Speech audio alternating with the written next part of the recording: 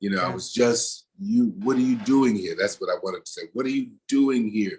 Why did you walk up these floors? And she was just telling me how wonderful I was. And I just said, me, you. Listen to some sermons. Life is about mess. I'm just gonna go ahead and create something over here. Coming up on another act, I talk with Courtney B. Vance about his genius portrayal of Reverend C.L. Franklin and about the first time he and his wife, Angela Bassett, met Aretha Franklin and how they both kind of fanned out. Courtney, I wondered if this particular story had an even more special place for you because, like me, you're originally from Detroit. Did it? Oh, you're just gonna slide that in there like that? Oh, we just got to slide it in Slide there. that in there. You know how we do. What was your awareness of Reverend C.L. Franklin growing up? And I asked that because he was such a powerful figure, specifically in Detroit, but really that contribution can be a little bit overlooked, you know, when you kind of factor in the Martin Luther King Jr. of it all. But what was your awareness growing up of Reverend C.L.? I was a boy. I was 6, 7, 8 when we were living in that area. But you know, you just can't. You know, we can't. The world has shifted in such a way that we can't appreciate a world where there's not social media.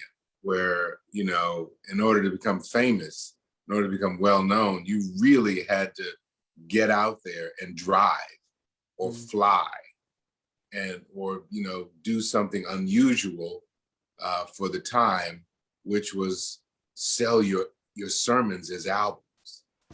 Whoa. Times are changing, and I want to keep changing with it. You got to disturb the peace when you can't get no peace. This is what you were meant to do. You just got to flaunt your power. There will never be another one like me.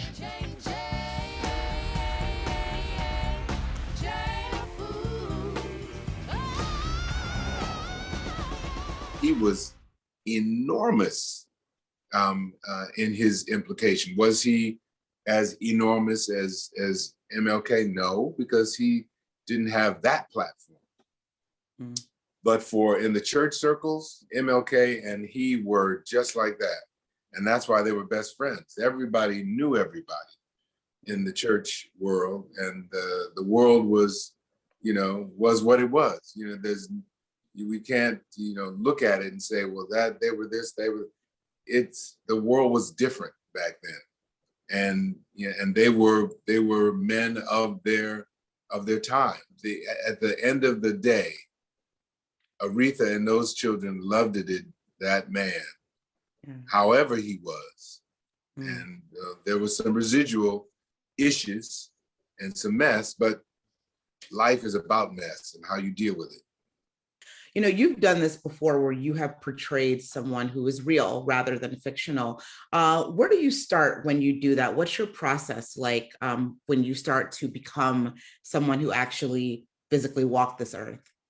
I don't know. You know, some characters fall on us easier than others. You know, for Lucky Guy on Broadway, I couldn't find anything.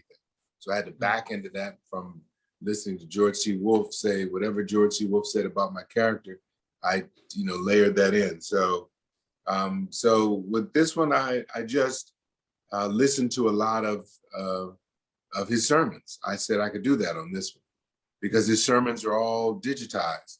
With this one, I was able to, I felt that the right thing to do was to listen and listen and listen. So I even went to sleep listening to them. It was, you know, just to get him in my spirit. So I'm going to jump out on a limb here and say that you've probably seen Aretha perform before. Tell me about maybe the first time you saw her perform, or the first time you heard her music. What did it do for you? What was that like? Two things. First time I heard her perform, I believe live, you're talking about? Yes. Was probably at the Kennedy Center honors. Which was, you know, my wife and I were on the nominating committee. And so we were there every year at the event. It was something that we really looked forward to doing. And we looked forward to the person that we nominated being the person. So it was very fun for us. But that year, I believe, I think James Earl Jones was in her class, Aretha's class. So we were there, and I think I may have been performing, Angela may have been performing. But afterwards, there's a brunch. There's a famous, Kennedy Center brunch where the honorees have long tables with their guests. And we ended up sitting with Aretha, and just, one of those moments in life where you just, it's like when I was doing Fences and Katharine Hepburn walked the 5 flights up to my dressing room and knocked on my door, and I was speechless. I couldn't speak. I was just, what are you doing here? That's what I wanted to say. What are you doing here? Why did you walk up these floors? And she was just telling me how wonderful I was. And I just said, me, you, so it's that moment that, you're sitting with her, and she's a foodie, so she's got all the food, and, and we're just sitting there and just enjoying just that she knows our name, that of all the things that she's gone through and done and sang, and how she's laid the groundwork for so many folks, that she actually is, knows us and has seen the things that we've done. So it's one of those moments that always, that I'll always, that Angela always remembers. Yeah, absolutely. At this point in your career, what does it take for you to say yes to a role? What are you looking for? The people involved, that you really want to explore and do something. If you don't, you might as well not do it. It's too hard. And if you're hiring me, I know you're not hiring me to be a yes person and just agree with whatever. And whatever you write down, I'll put myself out there, because it's me who's going to be out there. And people go, Courtney, you did that. Didn't you see the script? Didn't you know the script was really? So the story and the character and the people. I'll Anthony Hemingway and I have a shorthand, and it happens once you find people that you really love working with, because that's what you need in order to make something that is as hard to do as film and television. It's minor miracles every time one, you see a genius Aretha, or you see any kind of film that is well done, a Panther or something, that it's the opportunity for it to be derailed could happen in the pre-production, the production of it, the post-production, the editing, the marketing. It's very easy to mess up something that you spent 20, 30, 40 million dollars on. You put it out there wrong, people just go, not watching that. So yeah. Well, whatever you are doing, you definitely are making good choices consistently, time and time again. And I wonder if being in partnership with another actor in your household changes what you say yes to, or what that process is like, because both of you, quite frankly, are steadily working. You're very booked and very busy. Good question. Absolutely. Good question. It is. And over time, it shifts and changes. They were, when the twins were first born, I didn't work for 3 years. After Law and Order, and Angela got a little, Courtney, shouldn't you be?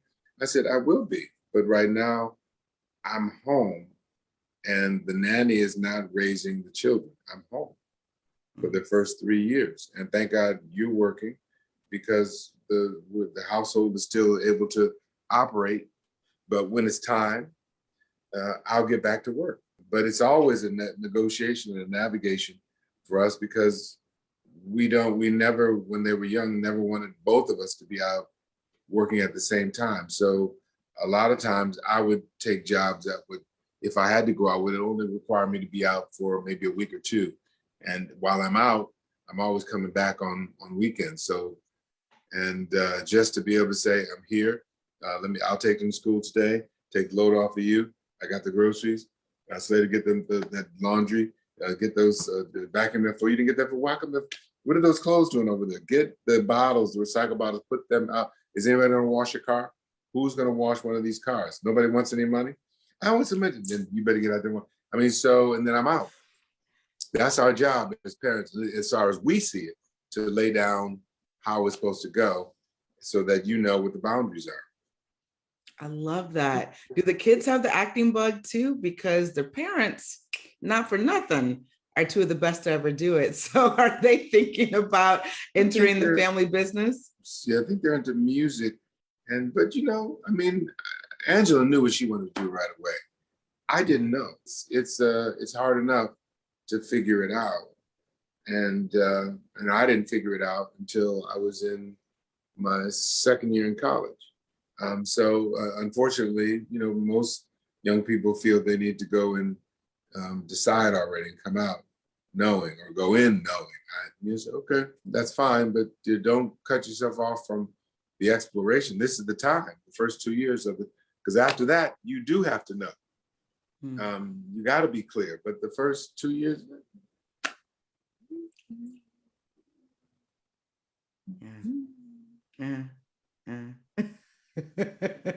Sometimes even longer than the first 2 years for some of us. Courtney B. Vance, thank you so much for talking with me today. Always love seeing your work, and continued success. Thank you. Thank you so much.